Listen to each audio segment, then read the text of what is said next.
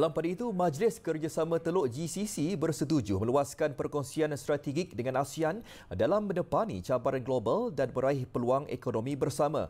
Putera Mahkota Kuwait Sheikh Sabah Khalid Al-Hamad Al-Sabah bertitah, GCC kini rakan dagang ke-7 terbesar ASEAN dengan jumlah perdagangan mencecah 130.7 bilion dolar Amerika pada tahun 2023.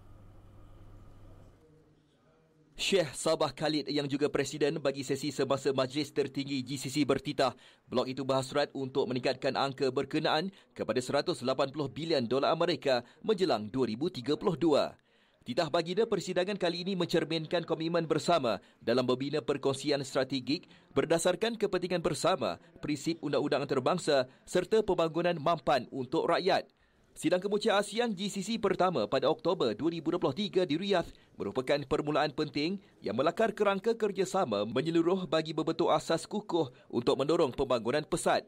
Menyentuh mengenai isu Palestin, baginda menyeru GCC dan ASEAN bekerjasama secara berterusan dalam menyelesaikan krisis kemanusiaan di Gaza dan konflik Palestin-Israel yang kian meruncing. GCC turut menegaskan sokongan terhadap perubuhan negara Palestin yang merdeka berdasarkan sepadan 1967 dengan Baitul Maqdis Timur sebagai ibu negara. Baginda bertitah, GCC turut mencadangkan agar tahun 2026 diisytiharkan sebagai tahun perpaduan budaya GCC ASEAN dengan pelbagai program memperkukuh hubungan dua hala selain inisiatif bersama untuk memperkasakan belia dan wanita melalui latihan, pembangunan kemahiran dan projek keusahawanan.